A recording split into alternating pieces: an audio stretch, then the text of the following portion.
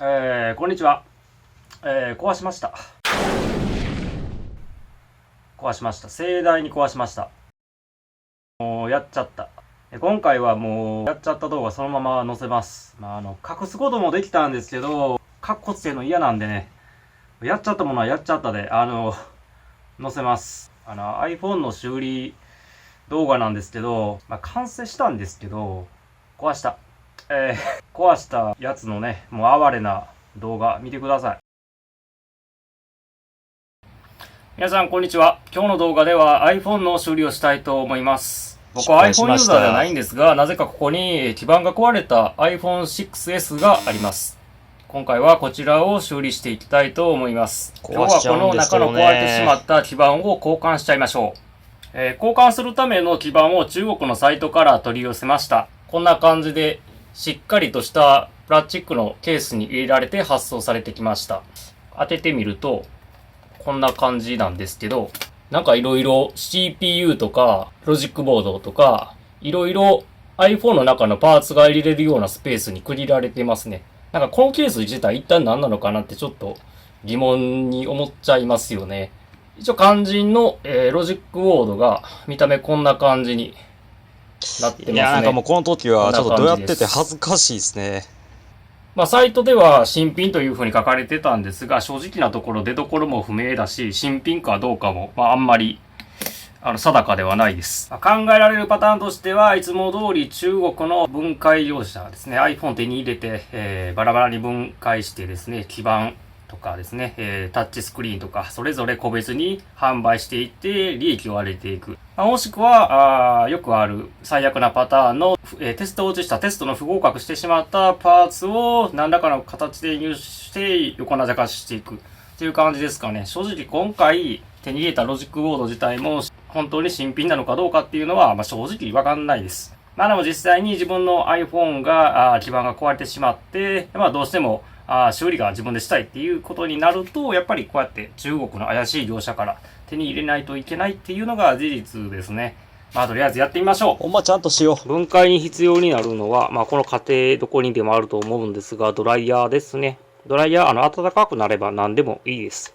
とは、一応工具はこんな形で持ってるんですけども、精密ドライバーですね。非常に先の細いプラスドライバーが必要になりますね。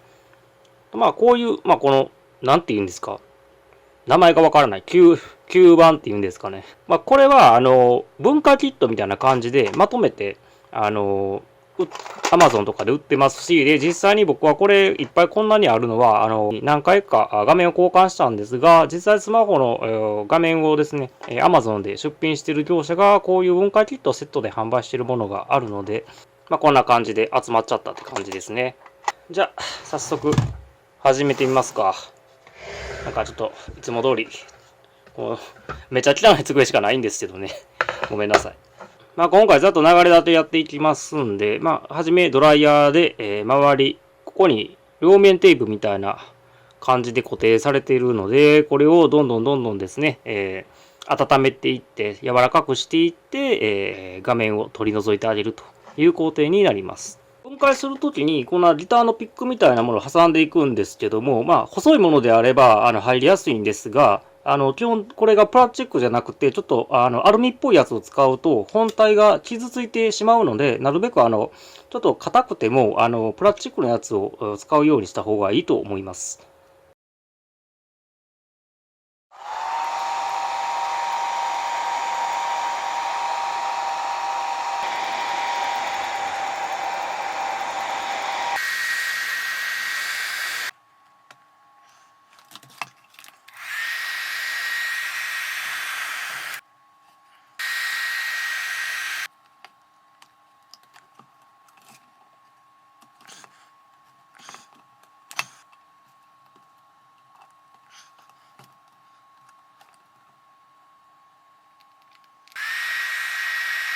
角の部分はこういう感じでドライヤーで温めながら回してピックを回していくような感じでやっていくとかなり取りやすくなります。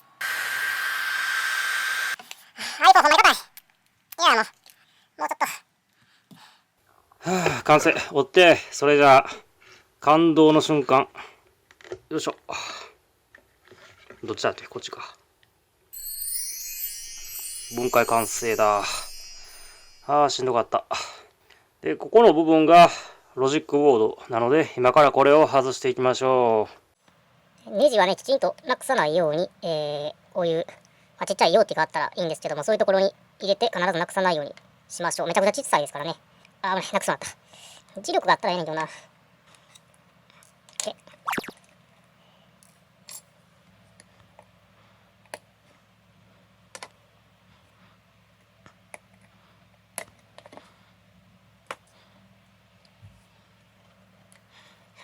磁力が欲しい。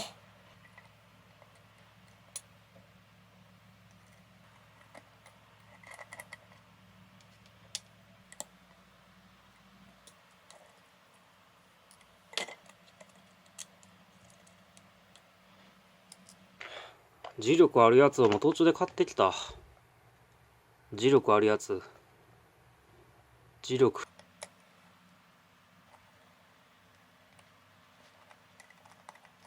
わあ、優秀。素晴らしい。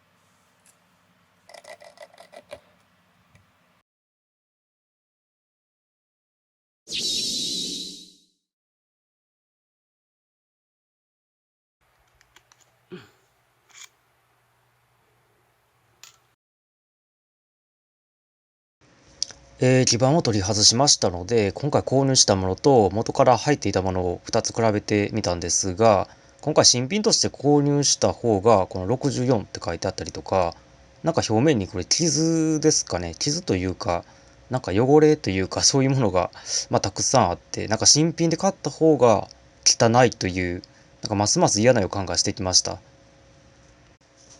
ではこの購入した汚い基板を取り付けて一度動作を確認してみましょう。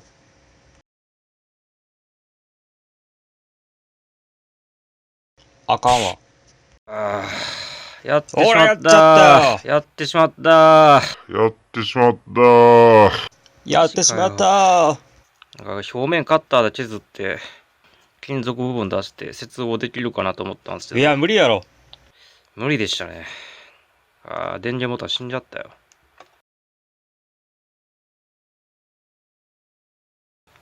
こんな感じでね、基板取り付け完了しましたんで、つけてみましょう。おー、ついた！すげえつきましたよ。すげえな、チャイナ。さあ、起動するかどうか。来い来い。来た！来たよ。すごい。初 iPhone ゲットしました。アカウントの紐付けも全くないクリーンな状態になっているんですね。当たり前ですけど。ちょっとアプリとか入れてみようか。もう中国語出るし。iPhone 全然わからへん。やばいな、これ。地域のとこも日本語にするのかな。いやもう今までずっとね、Android で全く触ったことないんですよね、iPhone。なるほどね。Apple Store の言語変更ができるわけですね。なんかログインしたら日本語に戻ったな。もうちょっと iPhone は勉強せなあかんな。ちょっとポケモン GO 入れて動くかどうか、結構負荷がかかるゲームやから、それでちゃんと動くかどうか。よし。いけた。動いてるよ。すごいすごい。普通に動いとる。一応、ジェスチャーで、これですね。これで電源オフにはできるんですよ。デバイスで、画面をロックってやったらオフになるし、ロックされるし、あとホームボタンを押したらつくから、基本仕様には全く問題ないんですけどね。でも、ダメでした。でも、ここの部分を単品販売してるとこっていうのは、あるのかわかんないですけどね。調べてみます。しばらくはこれで使ってみます。大失敗。はい、という感じでした。盛大に壊してましたね。一応iPhone は電源ボタン使わなくてもタッチでオンオフスリープ解除できるんで、それで使えることは使えるんですけど、壊しました。